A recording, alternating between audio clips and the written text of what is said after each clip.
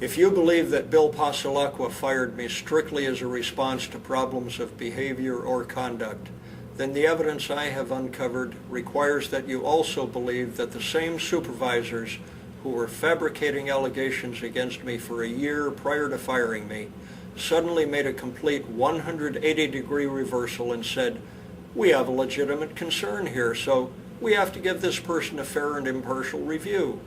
Then, after the fair and impartial review, they again made another complete 180-degree reversal and went back to fabricating more allegations, corrupting more evidence, concealing allegations from me, violating university policy, and entering false testimony while under oath. Folks, it just does not happen that way. I have not been trained as a psychologist, but even as a layman, I can tell you that this is not consistent with human behavior. Let me offer a more likely scenario, one that is consistent both with human behavior and with the evidence I have uncovered. First, someone in my chain of supervision decided it would be best to get rid of me because I was having difficulty adjusting to the new technology of digital photography, and I was slowing down with age. They wanted to replace me with someone who was already skilled in digital photography, but they did not want the university to have to pay retirement benefits. So they began fabricating allegations that would provide the justification to fire me, and when they heard someone had reacted adversely to an interaction with me, they decided that if they pretended to be very concerned about this, they could combine it with the allegations they had already been fabricating, and it would be the perfect excuse to fire me. Then, as I filed formal grievances within the university system, and later filed a lawsuit in the courts, they realized their case just was not strong enough, so they continued to fabricate more allegations and corrupt more evidence. Many of the allegations they concocted were positively disgusting. If the allegations had been true, Bill Pasalacqua would have been fully justified in firing me, but they simply were not true. The evidence shows that most of them were the product of his own assistant's vivid imagination. I remember that Bill Pasalacqua stated on page 34 of his sworn testimony that there were many anecdotal stories about me. Firing an individual should not be based on anecdotal stories. It should be based on facts. Anyone can begin spreading gossip, and when it does start, gossip tends to spread quickly and with several variations. Because the stories could be just gossip, there are two immediate requirements when you find a number of stories about someone. The first is to make an effort to determine whether or not there's any truth to the stories. And the second is to confront the individual and ask if there's any explanation, any rebuttal, or any extenuating and mitigating circumstances. Yet what Bill Pasalacqua did, instead of this, was to keep most of the allegations completely secret from me, so I couldn't even give any response to them.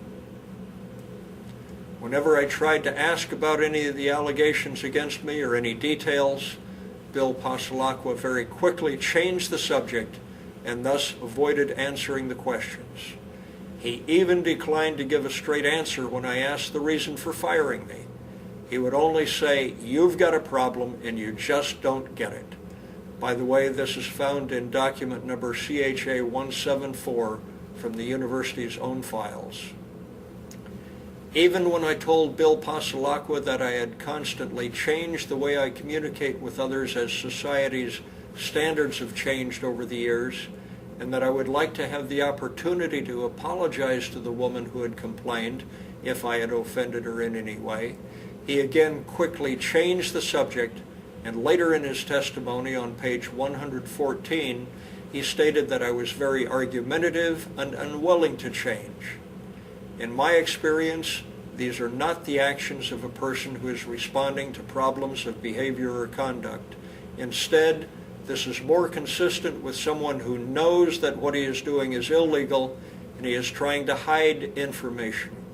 Remember, the person who is telling the truth is not afraid of the truth. He proclaims it boldly, just as I am doing now. It is the person who is being deceptive, deceitful, and dishonest, who fears the truth and tries to hide it. Even when my formal grievances were reviewed by Peter Robinson and Provost Charles Phelps, most of the allegations were still kept secret, in spite of my repeatedly stating that Bill Pasalacqua wouldn't even tell me why he fired me. This also leads to a conclusion that the entire grievance review process was a sham, a whitewash, a cover-up, and a fraud. This may seem like overly strong words, but consider this. By its very nature, a formal grievance is an assertion by the employee that some administrator, supervisor, or manager has done something wrong. How can a grievance review process even pretend to review the actions of the administrator, supervisor, or manager if the allegations are kept secret from the poor dumb schmuck who has been accused, while anything the administrator, supervisor, or manager says about the poor dumb schmuck is taken as absolute verified fact? Yet the evidence shows this is precisely what happened in my case. By comparison, at my last duty station in the military, my supervisors there soon realized that they could place so much trust in my honesty, my integrity, and my overall sound judgment that I was assigned the duty, the honor, the privilege, and the responsibility of hearing third-step grievances for the installation. When I heard a third-step grievance, there were no secret meetings as there were at the university. Both parties came before me at the same time so that not only could each side present their case, but more importantly, each side could hear everything the other side was presenting and offer any objections, clarifications, or rebuttals. This is how a truly fair and impartial grievance review is conducted. If for any reason the proceedings need to be kept separate, the grievant must be offered full disclosure of what has been presented during the other session.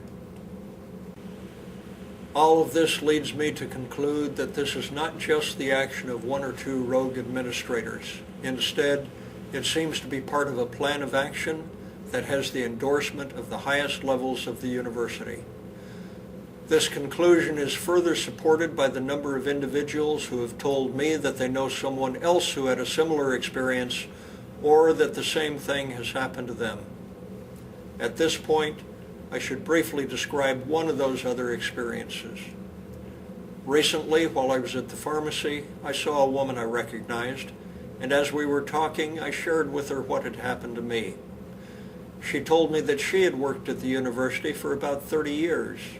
She had been hospitalized and on disability for a short while, and when she was about to return to work, she received a phone call on Sunday telling her not to come into work on Monday because she no longer worked at the university. She further told me that her supervisors would not even give her a reason for her termination. They just kept telling her that employment is at the will of the employer. It is true that in this state, as with many others, employment is at the will of the employer. But if a person is within months of retirement and they're fired without some justifiable reason, it is assumed that the true reason for termination is to avoid paying retirement benefits. I should also add that I recently saw the individual who had threatened me with a knife. As we were talking, I suggested that he watch his back because they might try to do the same thing to him that they did to me. His answer was, they already had. He said they tried to get rid of him based on a medical condition. Folks, as I said at the outset, this is not just about me or the others who have already been fired. It is also about the many others who I believe will be fired in the future. They have gotten away with it in the past, so they will continue to do it unless we find a way to stop them.